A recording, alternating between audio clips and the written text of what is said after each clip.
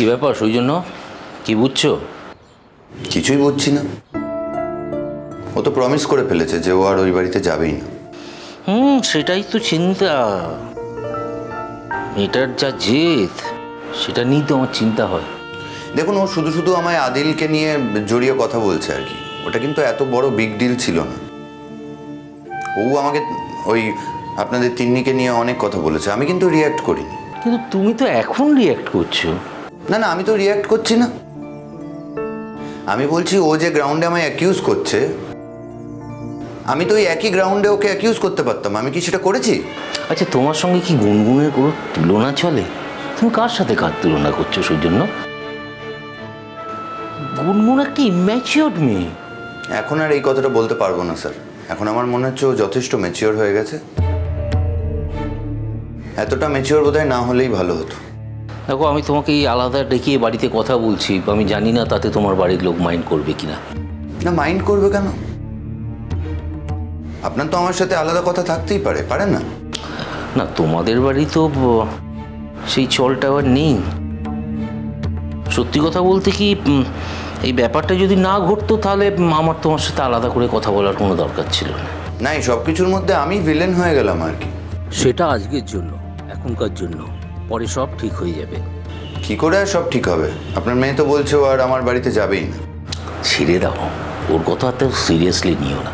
না, সিরিয়াসলি নিতাম না এতদিন, আজকে নিতে বাধ্য হলাম। আর অদ্ভুত একটা আমূল পরিবর্তন লক্ষ্য করলাম ওর মধ্যে। মানে বলতে আপত্তি নেই, আপনার বাড়িতে তো যথেষ্ট উপাদান আছে তাই। আচ্ছা, তুমি কি এটা বিশ্বাস করো যে গুনগুন তোমায় ছেড়ে অন্য কোথাও গিয়ে সুখী হতে পারবে? হ্যাঁ, বিশ্বাস করি। কারণ ও তো আমার সাথে সুখী নয়, সে তো ও পরিষ্কার বলেছে। আজকেও তোমার কাছে কি কথা বলেছে সেটা ইম্পর্টেন্ট নয় কিন্তু সৌজন্য।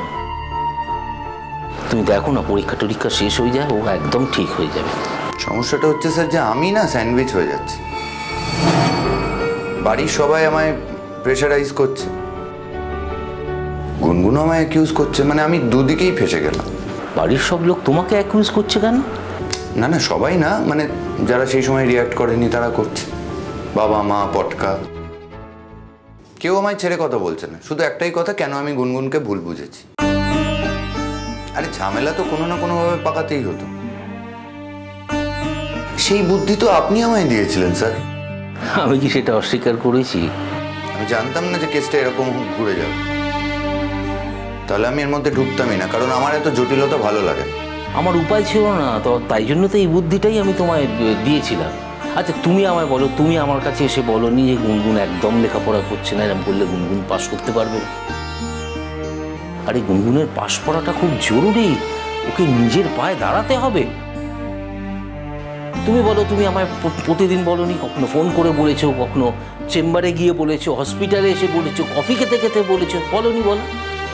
যা সত্যি তাই বলেছি স্যার। যেটা করলে কাজ হবে সেরকম কাজই তো আমি করেছি। আরে আমি তো তোমাকে হেল্প করবার জন্য করেছি, গল্প করার জন্য তো করিনি। কিন্তু আপনি তো খারাপ হননি, মানে ভিলেন হননি। আপনি তো গুড বুকে আছেন, আপনি তো ওকে জোর করে নিয়ে এলেন। আচ্ছা, তখন সেটা ছাড়া আর কি করার ছিল তুমি আমায় বলো? যে বললাম, আমি ভালো করতে গেলাম আর আমি খারাপ হয়ে গেলাম। সেটা সাময়িক সৌজন্য, পরে যখন গুনগুন সবটাই জানতে পারবে তখন আর কি, আমায় আর কোনোদিন বিশ্বাস করবে না।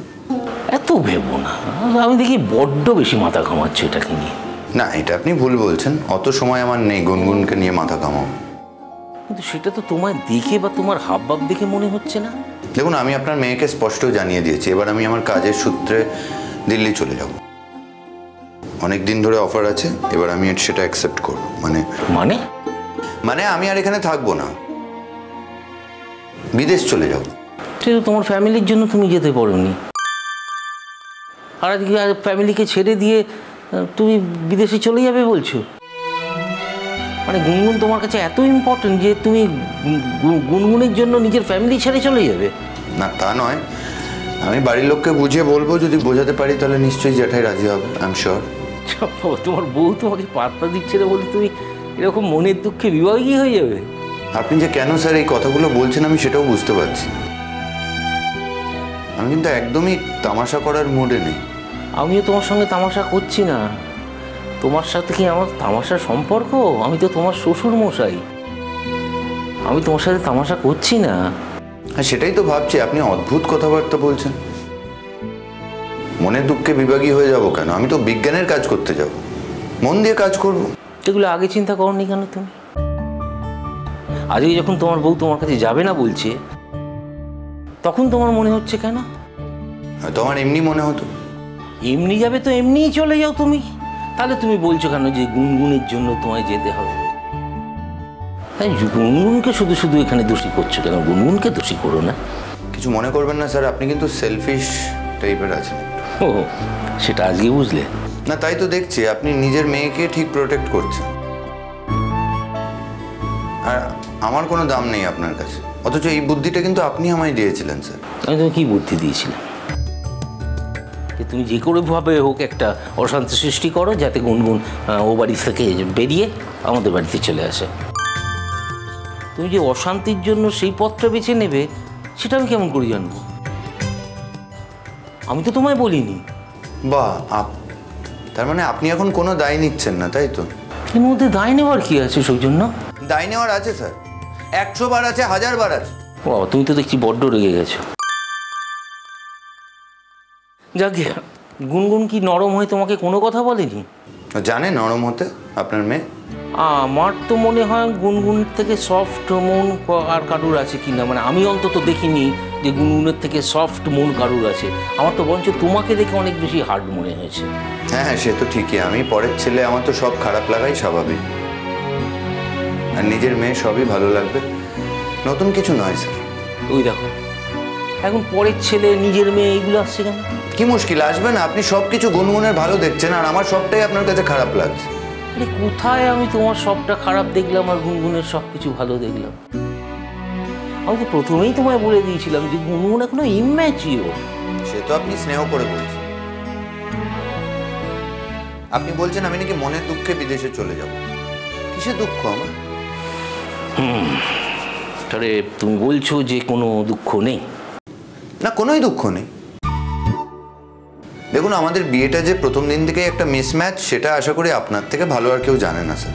ও ঠিক আছে, তাহলে তাই যদি হয়, তাহলে গুনগুন যদি এখন বেঁকে বসে আর বলে যে তোমার কাছে আর কোনোদিন সে যাবে না, তাহলে তো সেটা তোমার জন্য আশীর্বাদ হবে। হ্যাঁ, সর্ট অফ। হ্যাঁ, তাহলে আশীর্বাদ পাওয়ার পরও যদি কেউ যদি এত দুঃখিত হয়ে থাকে, এরম কিন্তু আমি দেখিনি। তো তোমার সবসময় মুখ ভার আছে, তুমি রেগে যাচ্ছ, এটা তো হওয়ার কথা না। এদিকে বলছো আবার তুমি আশীর্বাদ। তুমি কি বলছো তুমি তো নিজেই বুঝতে পারছো না। আরে সে তো আমি আমার বাড়ির লোকের জন্য বলছি, যেহেতু বাড়ির লোক ওকে পছন্দ করে, চায় যে ও ফিরে যাক, তাই। ও ঠিক আছে, সেটা আমি বাড়ির লোকের সঙ্গে বুঝে নেব। তার মানে কি? না, তোমার বাড়ির লোকের সাথে আমি কথা বলে নেবো, ওরা যাতে গুনগুনকে আর বেশি না চায় সেটা আমি বুঝিয়ে দেবো। স্যার, এখন তো আপনি আপনার মতটা পাল্টে দিচ্ছেন। আপনি তো আমাকে এই কাজটা করার জন্য প্রভোগ করেছিলেন, করেননি? এখন ঘুরিয়ে আপনি আমাকে অ্যাকিউজ করছেন। আপনি বলছেন যেটা হচ্ছে, যেটা আপনার মেয়ে করছে, সেটাকে মেনে নেব, মেনে নিতে বলছেন। ঠিক কোনটা, মানে কোনটা মেনে নেওয়ার কথা বলছো তুমি? এই তো আপনি বললেন যে আপনার মেয়ে ফিরতে চাইছে না, তাই আপনি আমার বাড়ির লোককে বুঝিয়ে বলবেন। তো কি করব, মেয়েকে তো আর আমি শুলে চড়াতে পারবো না। যদিও না যেতে চায় তো। আচ্ছা, তার মানে আপনার মেয়ে যদি এখন বলে, মানে গুনগুন যদি এখন বলে বিয়েটা থেকে বেরিয়ে আসবে, আপনার কোনো আপত্তি নেই তাতে? দেখো, আমার মেয়ে তো অ্যাডাল্ট, যদি সত্যি সেটা বলে তাহলে আমি কি করবো বলো? কি করার আছে আমার? ঠিক আছে, এটাই আপনার শেষ কথা, তাই তো?